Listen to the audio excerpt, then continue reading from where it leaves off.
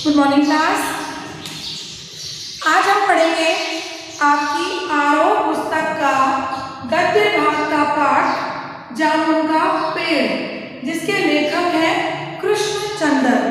बेटा, इससे पहले हमने चैप्टर पढ़ा था स्पीति में बारिश, जिसके लेखक थे कृष्णनाथ। उसके बाद में आपके पाठ है रजनी, लेकिन रजनी आपके पाठ्यक्रम में नहीं है, इसीलिए आगे बढ़ते हुए अब हम देखते हैं अगला पाठ जामुन का पेड़। इस पाठ के बारे में मैं आपको थोड़ा सा बता दूं।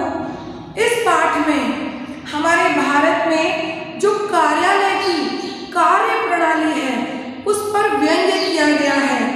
ये जो पाठ है जामुन का पेड़, यह हास्य व्यंग्य कथा है, यानी इस पाठ में हास्य भी है और व्यंग्य भी है। पाठ को पढ़ते समय एक तारतम्य बना रहता है। पढ़ते समय आप पाते हैं कि वास्तव में हमारे यहाँ भारत में कितनी कार्य करने की धीमी प्रणाली है। आप जब कार्यालयों में किसी कामकाज के सिलसिले में जाते हैं तो उन कागजों में 17 प्रकार की आपको त्रुटियां बता दी जाती है। आपको कोई गाइड करने वाला नहीं होता कि यह कार्य इस प्रकार से होगा। आपसे कहा जाता है वहाँ जाइए, उसके साइन करवाइए।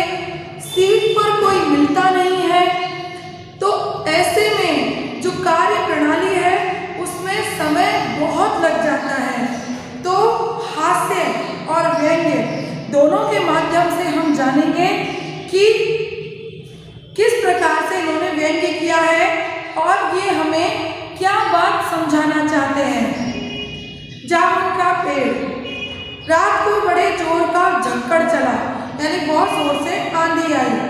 सेक्रेटरीट के लॉन में जामुन का एक पेड़ गिर पड़ा। सवेरे को जब मम्मी ने देखा तो उसे पता चला कि पेड़ के नीचे एक आदमी दबा पड़ा है। रात को सेक्रेटरीट के लॉन में आंधी की वजह से एक पेड़ गिर गया और उस पेड़ के नीचे एक आदमी दब गया। तो सवेरे सबने देखा। माली दौड़ा दौड़ा चपरासी के पास गया, चपरासी दौड़ा दौड़ा क्लर्क के पास गया, क्लर्क दौड़ा दौड़ा सुपरिटेंडेंट के पास गया, सुपरिटेंडेंट दौड़ा दौड़ा बाहर लॉन में आया। मिनटों में गिरे हुए पेड़ के नीचे दबे हुए आदमी के चारों ओर भीड़ इकट्ठी हो गई। मतलब सब एक दूसरे को सूचना दे रहे हैं। ये नहीं कि 2-4 जन मिलकर थोड़े से पेड़ को ऊंचा करें और उस आदमी को बाहर निकालें। इससे आपको ये भी पता चलेगा कि मानवीय संवेदनाएं कितनी शून्य हो चुकी हैं। बेचारा जामुन का पेड़ कितना फलदार था, एक क्लर्क बोला, और इसकी जामुन कितनी रसीली होती थी, दूसरा क्लर्क याद करते हुए बोला।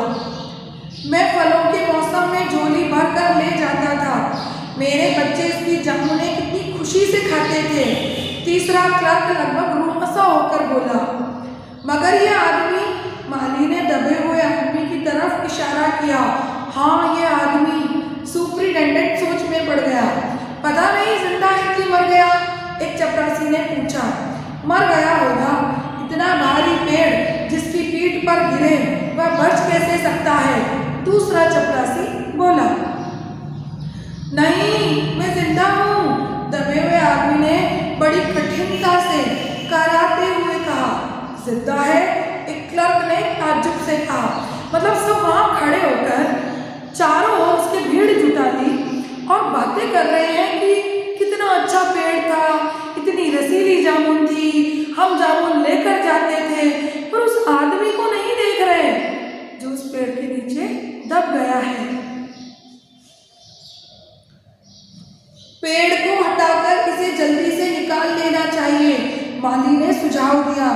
मुश्किल मालूम होता है, एक सुस्त, कामचोर और मोटा चपरासी बोला।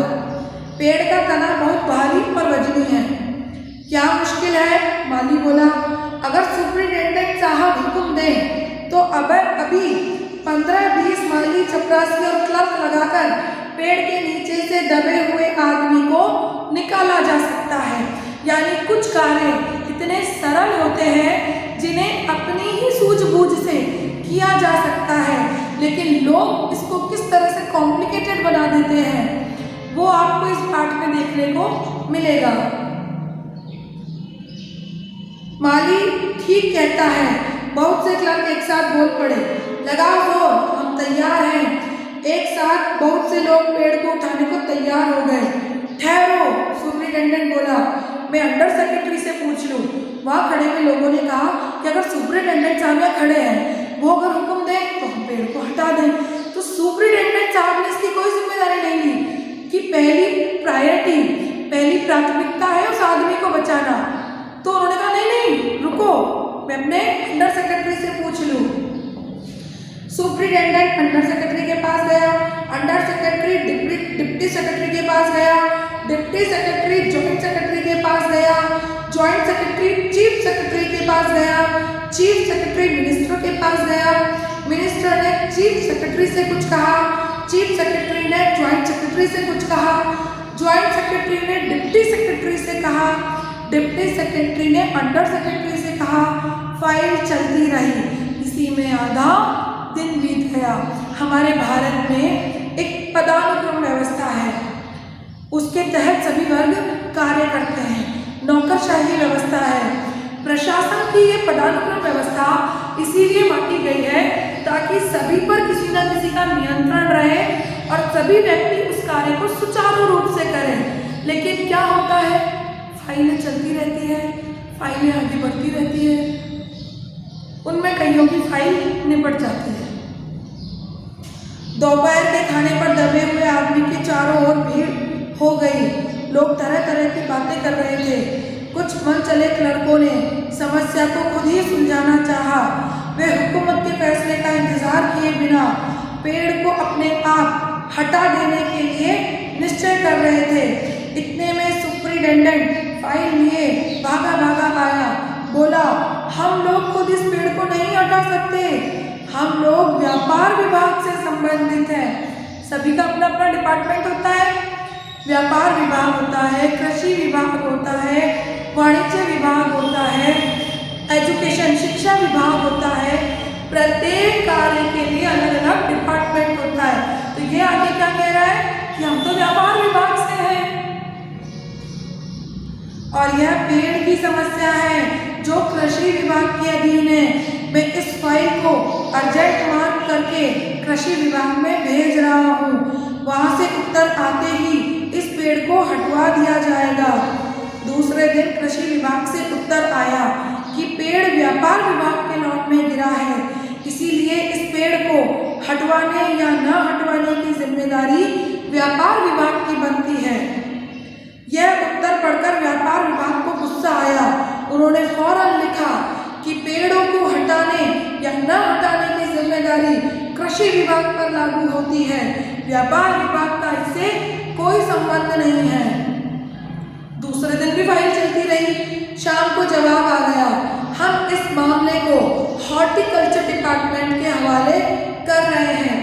फलों का जो विभाग होता है, फल और उससे संबंधित कृषि, वो हॉर्टिकल्चर कहलाता है। तो व्यापार विभाग और कृषि विभाग दोनों ने इस समस्या से पल्ला झाड़ लिया और उन्होंने क्या कहा कि ये काम व्यापार विभाग को दे दो कि वो पेड़ को हटाते हैं, काटते हैं और किस प्रकार उस आदमी को निकालते हैं। एग्रीकल्चर डिपार्टमेंट अनाज और खेतीबाड़ी के मामलों से फैसला करने का हकदार है। जामुन का पेड़ चूंकि एक फलदार पेड़ है, इसलिए यह पेड़ हॉर्टिकल्चर डिपार्टमेंट के अंतर्गत आता है। रात को माली ने दबे हुए आदमी को दाल भात चावल दाल खिलाए, जबकि उसके चारों तरफ पुलिस का पहरा था। ये लो, उसके लिए चारों तरफ पुलिस का पहरा बिठा दिया कि कोई इसको आके अब इस मामले को अपने हाथ में नहीं ले ले, क्योंकि ये ना तो व्यापार डिपार्टमेंट का काम है, ना एग्रीकल्चर डिपार्टमेंट का काम है, ये तो हॉर्टिकल्चर डिपार्टमेंट का काम है। तो लोग कानून को अपने हाथ में ना ले लें, इसलिए उसके चारों तरफ पुलिस का पहरा दिया। रात को माली ने दबे हुए आदमी को दाल भात खिलाया। उसके चारों तरफ पुलिस का पहरा था कि कहीं लोग कानून को अपने हाथ में में लेकर पेड़ को खुद से हटाने की कोशिश ना करें। मगर एक पुलिस कांस्टेबल को दया आ गई और उसने माली को दबे हुए आदमी को खाना खिलाने की इजाज़त दे दी। इसके आगे का पार्ट हम पढ़ेंगे नेक्स्ट क्लास में। तब तक के लिए